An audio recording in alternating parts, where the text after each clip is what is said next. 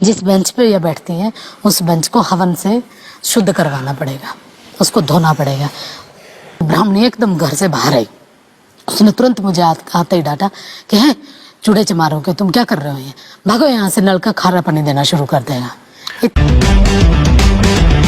आप जिस मुकाम पे पहुंच पाई हैं वहां पर बहुत कम, हम में से बहुत कम वहां तक पहुंच पाते हैं। आप संस्कृत में पीएचडी हैं, आपने डॉक्टरेट पाई है, आप पढ़ाती हैं संस्कृत दिल्ली यूनिवर्सिटी में। मुझे बताइए कि यहाँ तक पहुंचने का जो आपका सफर था उसके बारे में हमें कुछ बताइए। सर एक्चुअली मैं हरियाणा के ऐसे पिछड़े हुए गांव से हूँ जहाँ दलित समुदाय में पढ़ने का अधिकार के साथ साथ अवसर भी नहीं है। मेरे माँ और पिताजी दोनों ही अनपढ़ हैं, अशिक्षित रहे हैं, लेकिन पिताजी ने इतनी सारी चीज़ें सामना की हैं सोसाइटी में। उनको लगा कि अगर मैंने ऐसे ही अपनी ज़िंदगी अपने बच्चों को भी दी तो शायद मेरा बच्चे का पैदा करने का या उनको मैं वो नहीं बना पाऊंगा जो मैं नहीं बन पाया। तो मेरे पिताजी ने हमेशा ये चाहा, हम पिताजी नहीं बोलते थे, चाचा बोलते थे। अच्छा। तो चाचा हमेशा चाहते थे कि हम खूब पढ़े जी। इसमें पूरा का पूरा सफर बहुत सारी असुविधाओं से, बहुत सारे उत्पीड़न से, बहुत सारी चीजों से मतलब जूझते हुए यहाँ तक पहुंचा।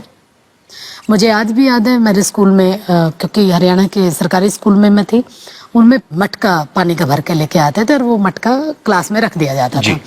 और क्योंकि मैं वाल्मीकि समुदाय से संबंध रखती हूँ, मतलब सभी क्लास में सारे पानी पीते थे, लेकिन हमें नहीं पानी पीने दिया जाता था, क्योंकि हम उनके घरों में काम करते होते थे, झाड़ू लगाते थे, मैला उठाने वाला ऐसा गंदा काम उनके अनुसार करते थे। तो पानी वो खुद पिलाया करते थे हमें डाल के। अधिकार नहीं था कि आप पानी लें? हम अपने हाथ से नहीं ले सकते थे। मुझे आज भी याद है हमारे यहाँ वर्दी पहनने के लिए थी स्कूल में, यूनिफॉर्म थी, गुलाबी कमीज, सफेद सलवार और सफेद दुपट्टा। लेकिन दलित एससी जिसको संबोधित किया जाता है, उसमें जितने भी हम स्टूडेंट थे हमें यूनिफॉर्म स्कूल से मिलती थी। अच्छा। वो ब्लू कलर का होता, नीला, फीका नीला, बल्कि वो दूर से पहचाने जाते थे बच्चे कि ये दलित कम्युनिटी के बच्चे हैं। मुझे जब ये वर्दी का कपड़ा जो मुझे मिला, मैंने एक दिन ऐसे ही कहा टीचर को, मैंने कहा सर मास्टर जी जब आपको कपड़ा ही देना है तो आप हमें सफेद दे दीजिए या पिंक दे दीजिए। आपने कहा है सर? तो मास्टर जी ने मुझे बहुत खराब शब्दों में तुरंत ये कहा, अच्छा अब तेरे से पूछना पड़ेगा मुझे कि कौन से कलर का हमें देना चाहिए, कौन सा नहीं। एक बार मैं इसको बल्कि बहुत मुश्किल से बता पाती हूँ। पानी एक बार बहुत ज्यादा प्यास लगी हुई थी, पानी पीने चले गए। एक हमारे यहाँ स्कूल के पास ब्राह्मणों के घर है, तो जब वहां हम गए पीने के पानी के लिए, सभी लड़कियों ने पानी पिया। जैसे ही मैं नलके की तरफ लगी और ब्राह्मणी एकदम घर से बाहर आई, उसने तुरंत मुझे आते ही डांटा कि है चूड़े चमारोगे, तुम क्या कर रहे हो, ये भागो यहाँ से, नल का खारा पानी देना शुरू कर देगा। इतनी बुरी तरह से मतलब बोला, मतलब एकदम ठेठ, जो एक सीधा कास्टिज्म का जो बनता है। तब मुझे लगा कि कुछ है अलग जो इस वर्दी की वजह से है, मतलब अदरवाइज तो किसी को क्या पता कि मैं कौन से कम्युनिटी की हूँ। तो मुझे बड़ा गुस्सा आया, मैं घर गई, मैंने फटाफट अपना बस्ता फेंका और एकदम बंद कमरे में जाके बैठ के खूब रोई।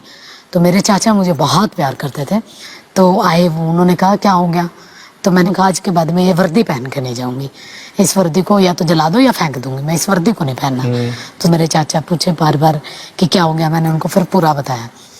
तो मैंने मेरे चाचा से पूछा, उस एज में भी मान लो मैं पी लेती ये पानी तो सच में खारा पानी देना शुरू करता है ये नल का। तो मेरे पिताजी ने कुछ नहीं कहा, बस ये कहा कि कुछ नहीं बेटा, मैं तुम्हारे लिए सफेद कपड़ा लेके आऊंगा वर्दी का और तुम उसको पहन के जाना। और मैंने फिर भी दोबारा जिद की, मेरे को बताओ। तो मेरे पिताजी ने फिर कहा कि बेटा मेरे को भी नहीं पता, बस ये डोल बनाई हुई है। डोल मतलब पार्टीशन एक तरह से, ऊंची कास्ट का और नीची कास्ट का। पता नहीं किसने बनाई, मैंने पूछा किसने बनाई, बस उन्होंने उस वक्त छोटी सी एज में ही मुझे ये कहा कि तुम ही पता करना कि किसने बनाई है। अच्छा, ऐसा कहा उन्होंने कहा। और उस दिन की वर्डिंग और उस मतलब जो बात हुई थी हमारे बीच में, मुझे आज भी याद है। जो सबसे ज्यादा आगे बढ़ने के लिए मेरा प्रेरणा का शब्द बना, सिर्फ इन्हीं चीजों को तलाशने करने के लिए कि क्या वाकई ये व्यवस्था आदमियों ने बनाई या परमात्मा नाम की कोई चीज रही होगी उसने बनाई है। किसी ने तो बनाई होगी, अगर भगवान ने बनाई है तो भगवान ने हमें क्यों ऐसा बनाया। मुझे आज भी याद है, मैं क्लास में जब भी मतलब जाती थी, मेरी वर्दी पे चिकनी उसके छींटे लगे होते थे और मक्खियां भिड़ बना रही होती थी। और उसके पीछे का कारण क्या था, खाने के लिए सब्जी तो होती नहीं थी, तो लस्सी मांग के लेके आया करते थे पड़ोस में से। तो लस्सी लेने के लिए जाते तो मैं वर्दी डाले हुए होती थी जैसे स्कूल की, वो डालते, वो कहती यहाँ रख दे, तो नीचे रखवाती डोलू को, और वो ऊपर से ऐसे लस्सी फेंकती, और वो फेंकती वो डोलू में कम, कपड़ों पे ज़्यादा लगती, उससे भिड़भड़ाहट होती।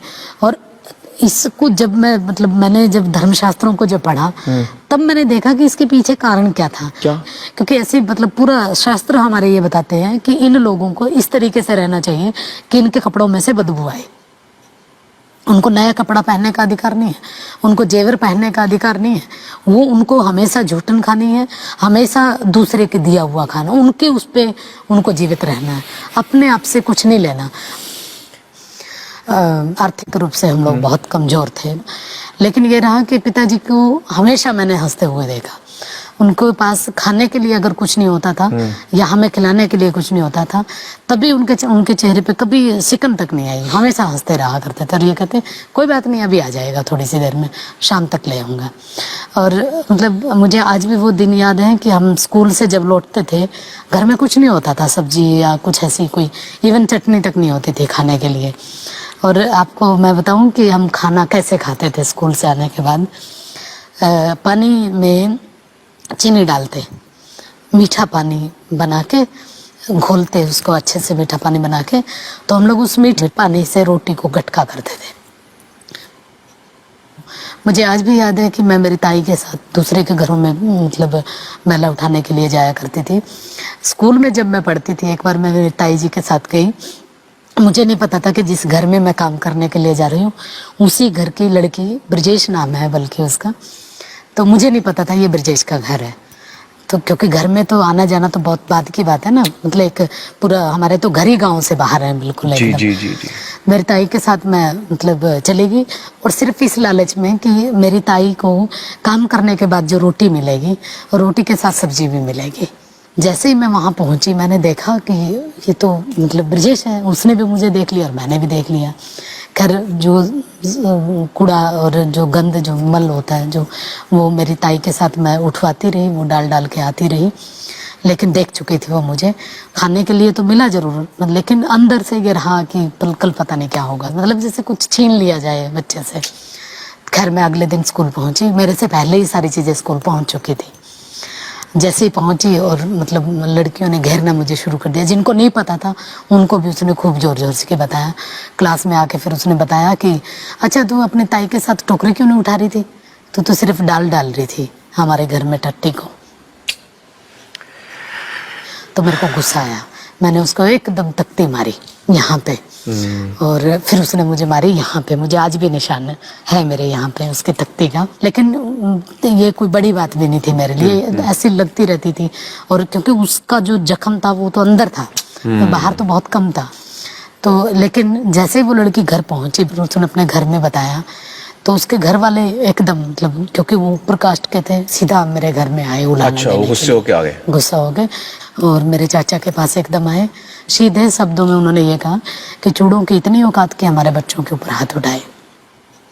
मेरे चाचा ने माफी वगैरह मांगी, फिर उसके बाद वो चले गए अपने अपने घर। फिर मेरे को डर तो अंदर से लग ही रहा था कि अब पता नहीं चाचा क्या कहेगा, स्कूल ही ना बंद करवा दे। तो उन्होंने बस मुझे ये कहा कि ठीक किया, डरने की जरूरत नहीं, मैं तुम्हारे साथ में। और सच में वो मेरे साथ ही रहे, हमेशा साथ रहे। क्या बात। जब मैं छोटी सी क्लास में थी, 7th क्लास में ऑप्शन बनता है, तो सभी लड़कियों ने संस्कृत चुना, कईयों ने जो मेरे पास आसपास थे। मैंने भी सोचा संस्कृत ही ले लेते हैं। जैसे मैं पहुंची, मेरे जो स्कूल टीचर थे उन्होंने कहा नहीं, तुम क्या करूंगी इसको पढ़ के, और वैसे भी तुम लोगों को तो पढ़ना तो है नहीं कुछ, हमारे घरों में जाके झाड़ू पोछा लगाना है, कूड़ा उठाना है, गंदगी साफ करनी है, हो गया बहुत हो गया, ऐसे कहा उन्होंने। मैं असल में मुझे ना जो चीज़ मेरे को मना कर दी जाती है उसमें मुझे ये रहता होता है कि मेरे को यही करनी है, चाहे मुझे ना भी आती हो तब भी। मैंने कहा नहीं, अब तो मुझे यही पढ़नी है। आपके मास्टर जी किस समाज के थे? मेरे मास्टर जी पंडित जी थे। बहुत सारी चीज़ें ऐसी चलती रही, ये स्कूल का है पूरा। फिर कॉलेज में मुझे आज भी याद है, मेरे ताऊ जी ने जब कहा कि बाहर लड़की को भेजेगा मेरे दादे का नाम लेके कि इज्जत चली जाएगी, तब मेरे पिताजी ने जो कुछ कहा था, मैं वहीं थी। मेरे ताऊ जी को सीधा ये कहा था, इतना प्यार करते थे जिनको वो, कि मुझे जो मर्जी कहे लेकिन मेरे चांद के बारे में नहीं। ऐसा न कहो। जो भी फैसला करेगा मैं और मेरा चांद करेगा, इसमें बोलने का किसी को भी कोई अधिकार नहीं, चाहे वो कोई भी करे। ऐसे करते करते फिर कॉलेज पहुंचे। कॉलेज में पहुंच के 60 किलोमीटर दूर कॉलेज था, बस में हम लोग आया जाया करते थे। बड़ा मुश्किल था एक तरह से, लेकिन ये था कि मैं, मेरे पिताजी, मेरी माँ, हम दोनों तीनों सारे दिहाड़ी मजदूरी किया करते थे। दिहाड़ी मजदूरी मजदूरी जो जैसे सड़कों पे काम करते हैं। अच्छा, डेली वेजेस। डेली वेजेस जिसको बोलते हैं, ये करना, लेबर एक तरह से। मैं जैसे बजरी बिछाने का काम करते थे, टोकरी लेके जाने का। एक सबसे बड़ी बात ये थी कि जिस कॉलेज में मैं पढ़ती थी उसी कॉलेज पे बाई चांस एक बार सड़क का काम बनना शुरू हुआ, और दिहाड़ी हम लोग लगे हुए थे ही, लेबर में थे।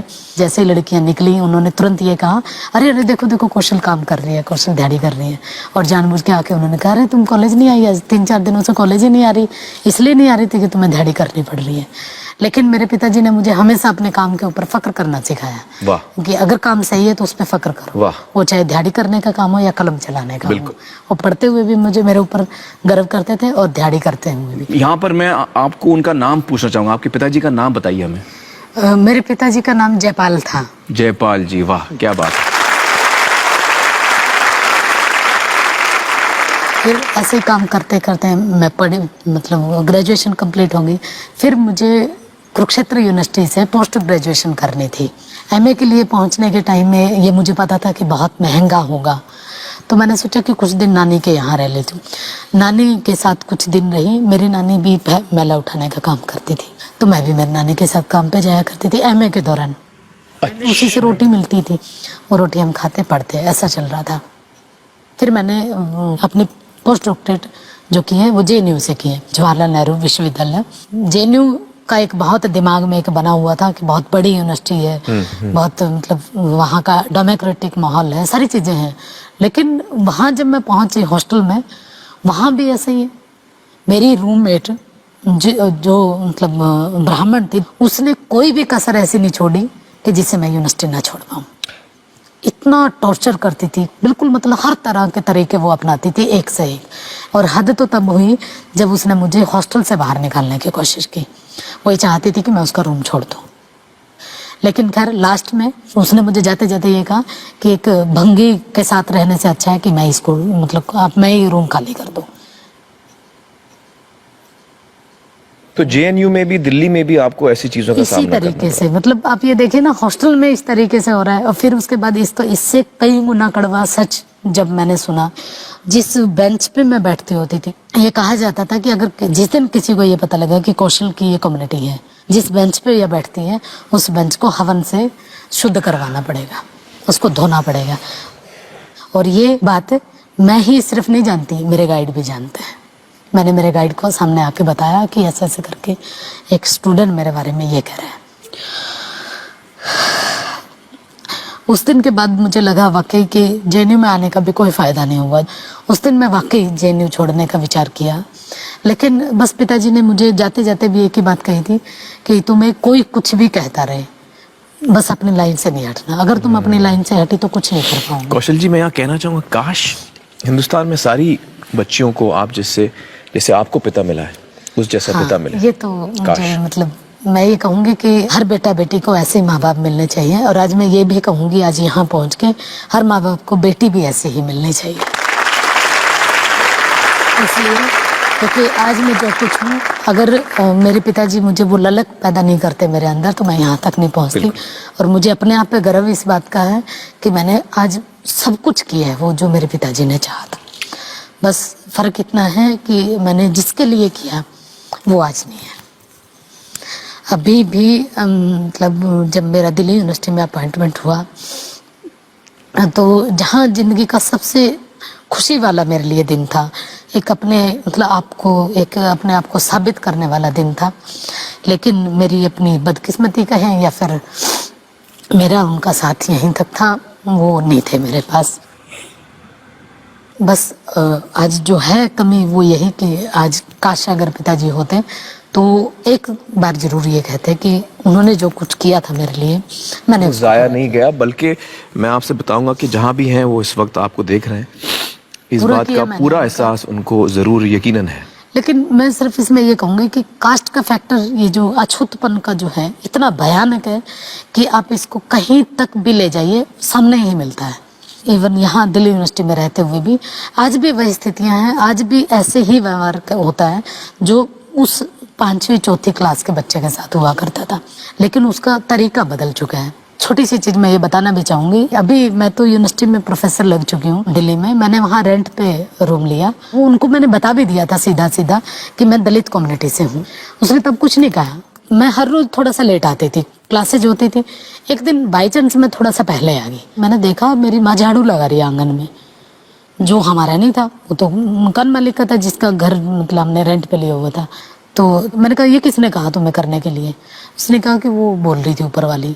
मेरे को इतना गुस्सा आया, मकान मालिक। मैं फिर फटाफट गई, मेरे को गुस्सा आया बहुत। मैंने कहा आंटी ये क्या करवा रही हैं आप? उसने कहा कि ठीक है काम तो करना ही पड़ेगा, चाहो तो कमरा खाली कर दो। काम तो मैंने कहा ठीक है, मतलब? तो फिर मैंने अगले दिन ही रूम खाली कर दिया। फिर मोहम्मदपुर में आई, वहाँ भी ऐसे ही हुआ। फिर किशनगढ़ में आई, वहाँ भी ऐसे ही हुआ।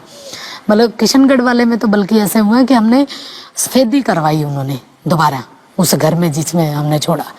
मतलब एक भी चीज ऐसी नहीं छोड़ते जिससे जरा सा भी मतलब हम अपने आप को ये माने कि हम इंसान हैं। कौशल जी, ये हमारी कमज़ोरी है और ये हमें हमारी सोच बदलने की बहुत ज़रूरत है। और मुझे बड़ी उम्मीद है हमारे यंगस्टर्स से, हमारे नौजवानों से कि वो इस पे ख़ास ध्यान दें और सोचें। और मैं यही कहना चाहूँगा कि अगर मैं ये सोचूं कि पैदाइशी तौर पे मैं आपसे बड़ा हूँ तो मुझ में कोई मानसिक बीमारी है, तभी मैं ऐसा सोच सकता हूँ। कौशल जी, मैं आपसे कहना चाहूँगा कि आपने अपनी ज़िंदगी में बहुत हिम्मत दिखाई। बहुत बहुत शुक्रिया यहाँ आने का। और मैं आपको सलाम करता हूँ। और आपके पिताजी जिन्हें आप चाचा कहते थी, उनको हम याद करते हैं और हमारी दुआओं में हमेशा याद करेंगे। बहुत बहुत शुक्रिया हमारे साथ बातचीत करने का।